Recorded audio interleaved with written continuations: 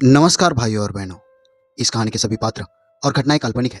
इसका किसी भी जीवित या मृत व्यक्ति से कोई भी संबंध नहीं है, और अगर इत्तेफाक से संबंध आता भी है तो वो एक संयोग समझे। तो चलिए कहानी शुरू करते हैं। मेरे भैया दुपट्टे को पीकू करते थे, और जो भी औरत अपने दुपट्टे को पीकू करवाने के लिए लाती थी तो भैया उन्हें काले थैले में दुपट्टा डाल के देते थे, और बदले में वो औरतें भैया को लाखों रुपए थमा देती। हालांकि पीको तो सस्ता होता था।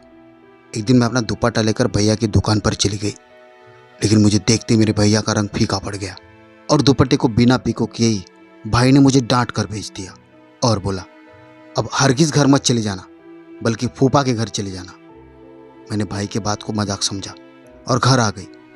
रात को जैसे ही सोने के लिए लेटी तो जान निकल गई, क्योंकि मैंने जब से आंख खोली थी तब से अपने परिवार को खुशहाली पाया था। हमारा एक साधारण परिवार था, लेकिन फिर भी अच्छे से गुजारा हो जाया करता था। मैं अपने माता पिता की सबसे छोटी बेटी थी, जबकि मेरी दो बड़ी बहनें और एक भैया थे, अंकित भैया। अंकित भैया को हम सब घर वाले बहुत प्यार किया करते थे, क्योंकि वही तो इस घर का इकलौते बेटे और भैया थे, और भैया भी हम सभी पे जान छिड़कते थे। लेकिन जैसे मैं 15 साल की हुई, मेरे पिताजी ने बिस्तर पकड़ लिया। पिताजी अस्थमा के पेशेंट थे, और अब उनके फेफड़े बहुत कमज़ोर हो चुके थे। अब अक्सर उनकी सांस फूलने लगती थी। वो कोई काम भी करने के काबिल नहीं रह गए थे, और जो कुछ पैसा इकट्ठा हुआ था वो उनकी बीमारी के इलाज में खर्च हो गया था। जो जमा पूंजी थी वो सब खत्म हो गई थी। हम अचानक से बहुत गरीबी की ज़िंदगी में आ गए थे। पिताजी तो बिस्तर पे ही थे, लेकिन अचानक एक रात माँ भी हमें छोड़कर चली गई। ये सदमा हम सभी के लिए बहुत अचानक था, और हम सभी स्तब्ध रह गए थे। डॉक्टर ने बताया था कि उनको दिल का दौरा पड़ा था और वो जीवित ना रह सकी। मेरा तो रो रो कर बुरा हाल हो गया था, क्योंकि माँ के सबसे नज़दीक और करीब मैं ही थी। लेकिन किस्मत का लिखा तो बर्दाश्त करना ही पड़ता है। ऐसे में मेरे भाई बहनों ने मेरा अच्छे से ख्याल रखा और मुझे बहुत लाड प्यार दिया, जो माँ दिया करती थी। अब तो मैंने देखा कि हमारे भैया बहुत परेशान दिखाई देते थे। अचानक से सारी जिम्मेदारी जो उनके कंधों पर आ गई थी, वो सारा दिन नौकरी की तलाश में इधर उधर भटकते रहते थे, लेकिन कहीं से कोई नौकरी नहीं मिल रही थी। फिर अचानक एक दिन भैया बहुत खुश होकर घर आ गए। काजल, कहाँ हो तुम? देखो, मैं तुम्हारे पसंद की मिठाई लाया हूँ। उनकी आवाज़ में खुशी की खनक थी। मैं भी भागती हुई कमरे से बाहर निकली और उनके हाथ से मिठाई झपट ली। अरे अरे, ये क्या है? अरे भाई, इसमें तो औरों का भी हिस्सा है। भैया मेरे पीछे भागने लगे। मेरी बड़ी बहन रानी मुस्कुराते हुए मेरे पास आई और मिठाई की ओर इशारा करते हुए मुस्कुराकर बोली, क्या हो भैया, कहाँ से लाए ये मिठाई? बस रानी, तुम बहनों की प्रार्थनाएं सच हुई है और मुझे एक दुकान में नौकरी मिल गई है। ये सुनकर हम सभी बहुत खुश हुए, लेकिन जब उन्होंने बताया कि वो पीको की दुकान पर दुपट्टे पीको करेंगे तो रानी का चेहरा उतर गया। भैया, आप तो इतने पढ़े लिखे हैं, और क्या ये काम करेंगे? वो उदास होकर बोली। तो भैया भी गंभीर हो गए। देखो रानी, ये मेहनत का काम है, और मेहनत में शर्म कैसी? वो तो राम पुपा ने मुझे अपनी दुकान पर बैठने दिया है। बोले, जो दुपट्टा वगैरह तुम पीको करोगे उसकी सारी कमाई तुम्हारी होगी, और जब तुम्हारे हालात ठीक हो जाएंगे तब से मैं अपना हिस्सा ले लिया करूँगा। और देखो, आज ही मेरी अच्छी खासी कमाई हो गई है। सारा दिन औरतों की लाइन लगी हुई थी। किसी को 200 वाला पीको करवाना था तो किसी को 20 वाला, और एक ने तो 700 वाली लेस लगवाई है। मैं तो सोच में पड़ गया हूँ। भैया हंसने लगे तो हम सब भी हंसने लगे, और यह हमारी खुशी का पहला दिन था। उस दिन के बाद भैया रोज घर में बहुत सारी चीज़ें लेकर आते थे। बहुत जल्द उन्होंने अपना कर्ज भी उतार दिया था। इसी तरह हम फिर से गरीबी की चंगुल से बाहर आ गए थे। एक दिन था जब हमारे घर आटा तक भी नहीं था, और अब भैया इतना राशन दिलवाते हैं कि किचन में जगह भी नहीं होती है। मैं तो बहुत खुश थी। मुझे मेरे पसंद के कपड़े भी मिलने लगे थे। फिर एक रात मैंने अपने भैया से कहा, भैया, मुझे आपकी दुकान देखनी है। मेरी बात सुनने के बाद भैया के चेहरे पर एक अजीब सा भाव आ गया था, और उन्होंने मुझे कठोर शब्दों में कहा, खबरदार काजल, अगर तुम तीनों में से एक जन भी मेरी दुकान पर आया तो। लेकिन क्यों भैया? मैंने आश्चर्य से पूछा।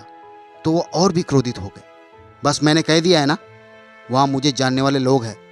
वो क्या सोचेंगे कि अंकित की बहनें बाजारों में घूमती है? मैंने उनको कहा है कि हमारे घर की औरतें बाहर घुमा नहीं करती है।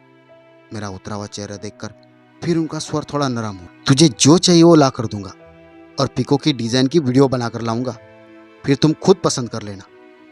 तब मैंने हाँ में गर्दन हिलाई तो चुप हो गए, लेकिन मैंने देखा कि वो बहुत देर तक गहरी सोच में खोए हुए थे। उस दिन बात हुई और फिर कुछ दिन बाद रानी और आशा के लिए रिश्ते भी आ गए। भैया बहुत खुश थे। जो रिश्ता आया था वो दोनों भाई थे और बहुत अच्छे खानदान से ताल्लुक़ रखते थे। उनकी माँ और बहन को दोनों ही पसंद आ गई। असल में वो रिश्ता लेकर रानी के लिए ही आए थे, लेकिन उनको आशा भी पसंद आ गई थी, इसलिए उन्होंने अपने दोनों बेटों का रिश्ता रख दिया।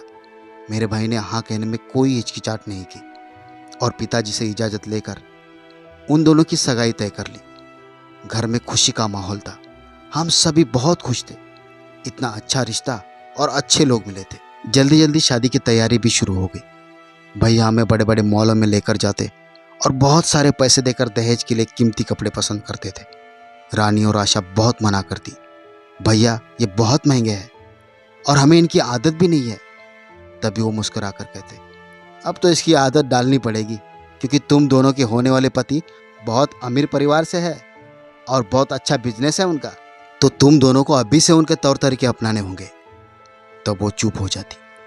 भैया ने उन दोनों के दहेज के लिए सोने के सेट और चूड़ियाँ बनाकर रख दी थी और इसके अलावा दहेज में टीवी, फ्रिज, एसी और घरेलू सामान दोनों के लिए ले लिया था। आस पड़ोस के लोगों को तो बहुत आश्चर्य हुआ था कि इतना सारा दहेज और वो भी अच्छे से अच्छा, भला कैसे हुआ ये सब। कुछ लोग पूछते तो भैया कहते कि ये तो भगवान की देन है और सब चुप हो जाया करते। और फिर शादी का दिन भी आ ही गया। शादी हॉल में चारों तरफ मेहमानों का मेला लगा हुआ था। शादी का हॉल पूरे परिवार और बस्ती वालों से खचाखच भरा हुआ था। मेहमानों का स्वागत करते करते मैं बहुत थक चुकी थी।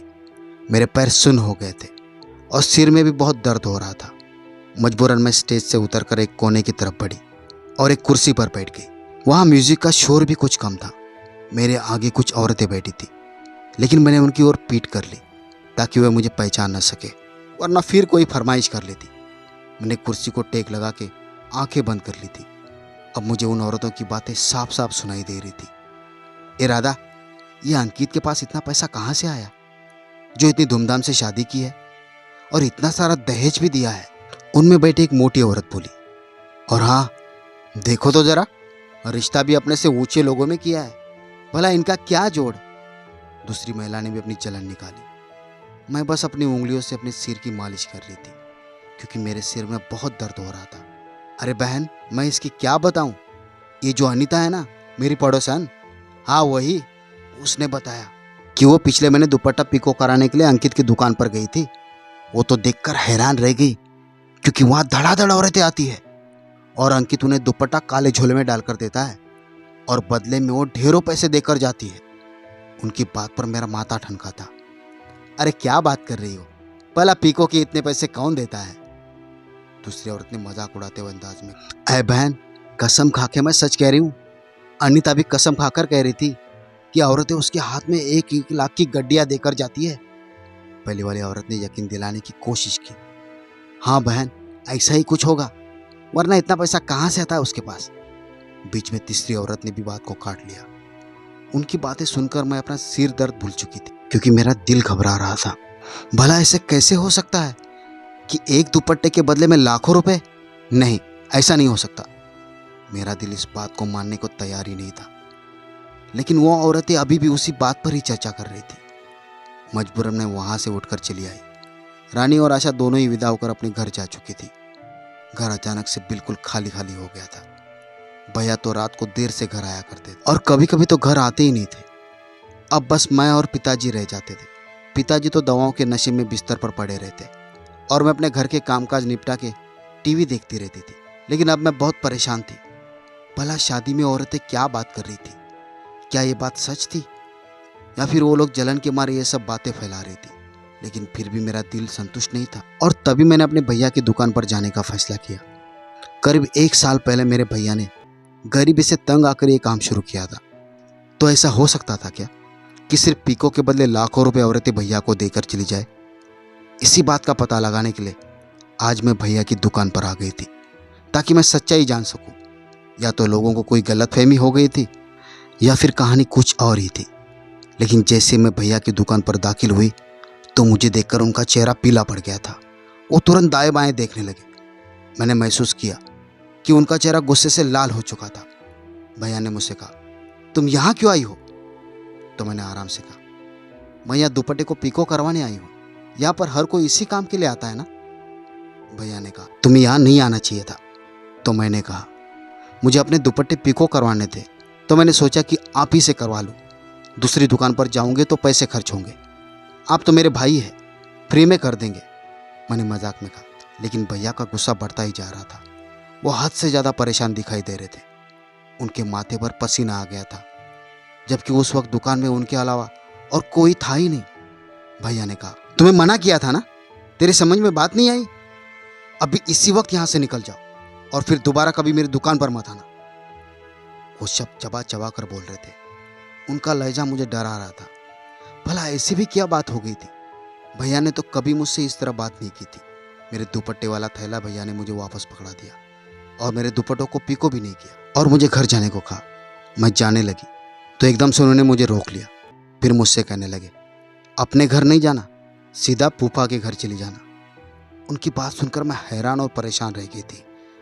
भला मैं क्यों फूफा के घर जाऊंगी?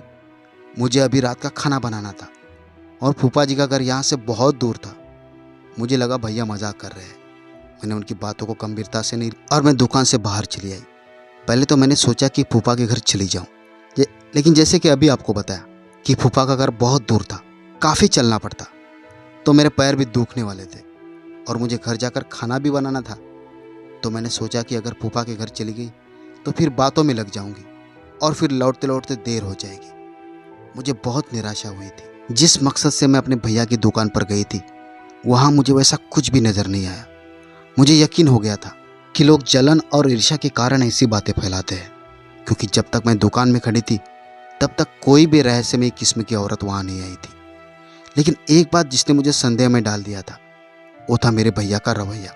खैर, मैंने सोचा कि शायद उन्हें अपनी बहन का दुकान पर आना पसंद नहीं आया था और इसलिए उन्होंने गुस्सा किया। लेकिन मुझे फूफा के घर जाने के लिए क्यों कहा, ये बात मुझे समझ नहीं आई। खैर, अपने फूफा के घर जाने के बजाय मैं अपने घर की ओर जा रही थी।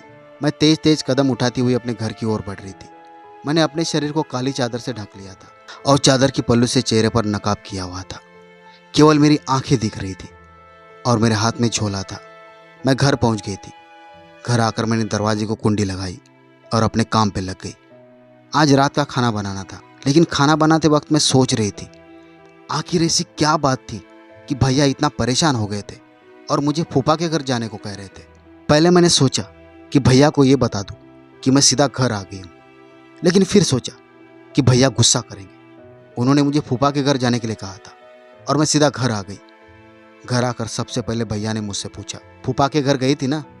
तो मैंने नाम में सिर हिलाया। उन्होंने कुछ नहीं कहा और खाना खाने के बाद वो जल्दी जल्दी में फिर से बाहर चले गए और मुझसे कहा कि दरवाजे को कुंडी लगा दो, शायद मैं आज रात घर नहीं आ पाऊंगा। अक्सर ऐसा होता था कि भैया कभी कभी बाहर चले जाते थे और पूरी रात घर नहीं आते थे। घर पर पिताजी थे जो बिस्तर पर पड़े थे। वो चलने फिरने के काबिल नहीं थे, लेकिन फिर भी मुझे सहारा था। पिताजी सो चुके थे। वैसे भी उनके दवा में नशा होता था, इसलिए वो ज़्यादातर आराम ही करते थे। मैं भी कामकाज ख़त्म करके अभी लेटी ही थी, तभी अचानक किसी ने मेरे मुंह पर हाथ रखा और ज़ोर से दबा दिया। मैं इस हमले के लिए तैयार नहीं थी और थोड़ा सा भी प्रतिकार भी ना कर सकी, क्योंकि मुझे जोर का चक्कर आया और फिर मुझे कुछ होश ही ना रहा। भैया की दुकान जाकर मुझे कुछ सुराग तो ना मिला, लेकिन वापसी पर रात को जो कुछ भी हुआ वो मेरी समझ में तो नहीं आ रहा था।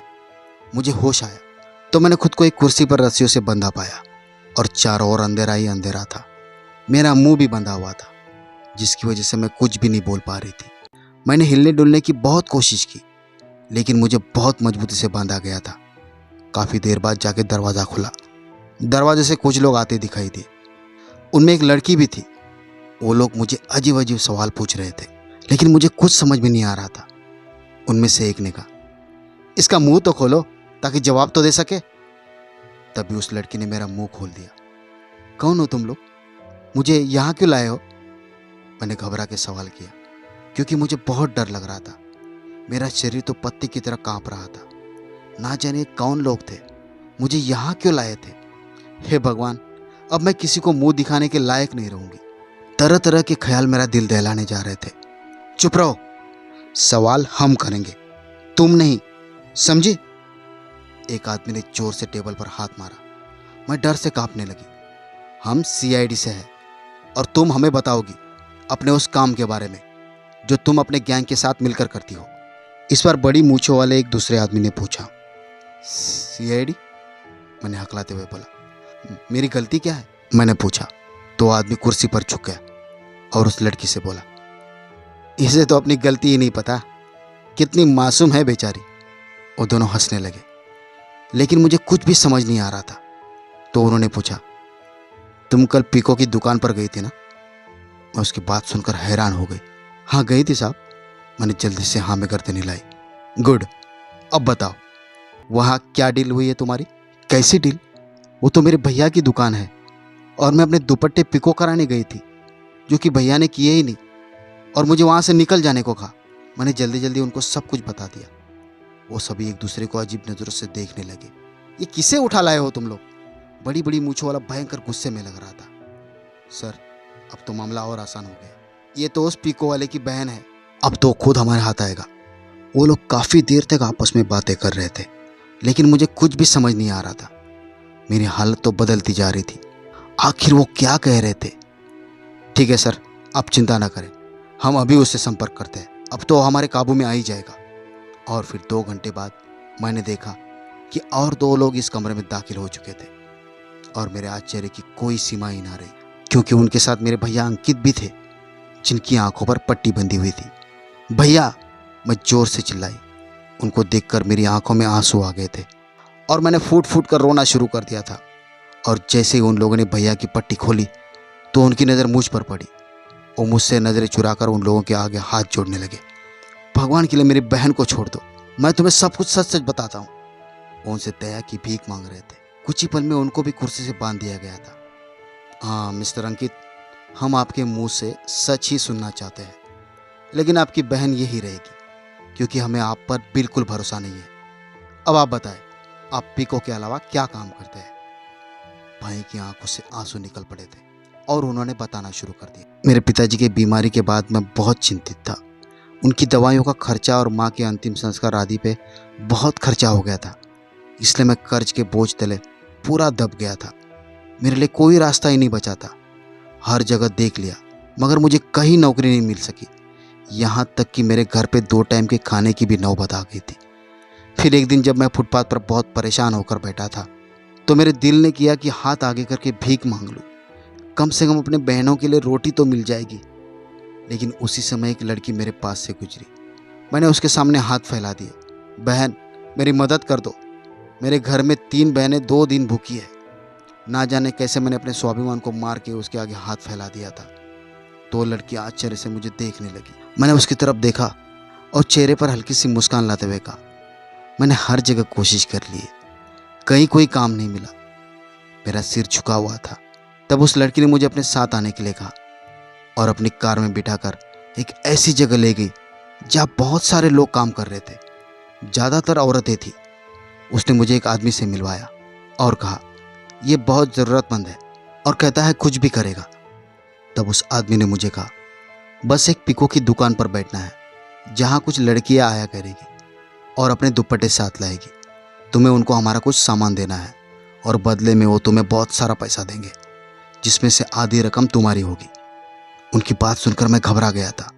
ये काम कुछ ठीक नहीं लग रहा था, लेकिन उन्होंने वादा किया कि वो मुझे कभी भी किसी मुश्किल में फंसने नहीं देंगे। मुझे बस एक काला थैला दिया जाएगा जिसे मैं खोलकर भी नहीं देख सकता था। बस उसमें दुपट्टा डालकर उस लड़की को देना था जो पैसे देकर जाएगी। जाहिर तौर पर ये एक पीको की दुकान थी, लेकिन अंदर ही अंदर कुछ और ही खेल चल रहा था, जिसके बारे में मुझे भी आज तक पता नहीं चल सका था। लेकिन ये गैर कानूनी था, यह मैं अच्छी तरह से जानता था। लेकिन मैं इतना मजबूर हो चुका था कि उस वक्त अगर वो बंदा मुझे किसी के यहाँ चोरी करने को भी कहता तो हो सकता था कि मैं वो भी कर देता। भैया की आवाज़ कांप रही थी, उनके आंसू मेरे दिल पर गिर रहे थे। वो मुझसे नजरें भी नहीं मिला पा रहे थे। सर, मैं दोषी हूँ, बस मेरी बहन को छोड़ दो, ये बेकसूर है, इसे कुछ भी नहीं मालूम। वो फूट फूट कर रोने लगे थे। रोशन, गिरफ्तार कर लो इसे, और अब ये केस कोर्ट में जाएगा। अब आगे की कार्रवाई करने का पुलिस का काम है। वो मूंछ वाला आदमी कहते जा रहा था। अंकित, तुम्हें हम सरकारी गवाह के रूप में इस्तेमाल करेंगे अगर तुम उन लोगों का ठिकाना बता दोगे। जी, मैं सब कुछ बता दूंगा, बस मेरे बहन को जाने दीजिए, वो फिर से बोले। उनका सिर झुका हुआ था और आंसू बह रहे थे। उस लड़की ने मेरे हाथ पैर खोले और मुझे उठाया। चलो, तुम्हें तुम्हारे घर छोड़ देती हूँ। उसने मुझे आगे चलने के लिए कहा और मैंने अपने भैया को गले लगा लिया। भैया, ये आपने क्या कर दिया? मैं रोने लगी थी। भैया ने कोई जवाब नहीं दिया, बस बोले, यहाँ से चली जाओ काजल, और ये बात किसी को मत बताना कि रात को तुम घर पर नहीं थी। तुम्हें मेरी कसम है। उन्होंने मेरी तरफ देखे बिना ही मुझे कहा और वो लड़की मुझे खींचती हुई चली गई। मैं घर आ गई थी। वादे के मुताबिक मैंने किसी को कानों कान खबर ना होने दी थी कि कल रात क्या हुआ था, लेकिन सच तो ये था कि हम फिर से बेबस और लाचार हो गए थे। भैया को 5 साल की सज़ा हो गई थी क्योंकि वो लोग गैर कानूनी काम किया करते थे और भैया की दुकान पर उनका गैर कानूनी धंधा चलता था। पुलिस को इसकी खबर मिल चुकी थी, लेकिन वो औरतें हमेशा उन्हें चकमा देकर गायब हो जाती थी, जबकि दुर्भाग्य से मैं उनके हाथों में पड़ गई थी। अब हमें बस उस दिन का इंतज़ार था जब भैया जेल से वापस आते। काश भैया पिको करके ही गुजारा करते तो हराम का तो ना कमाते। सच कहते हैं, बुरे काम का अंजाम बुरा ही होता है। तो भाइयों और बहनों, ये थी आज की कहानी। अगर आपको कहानी पसंद आई हो तो वीडियो को लाइक कीजिए, शेयर कीजिए और कमेंट भी कीजिए। और हाँ, सबसे ज़रूरी बात, अगर आपने अभी तक मेरे चैनल को सब्सक्राइब नहीं किया है तो प्लीज़ सब्सक्राइब करें।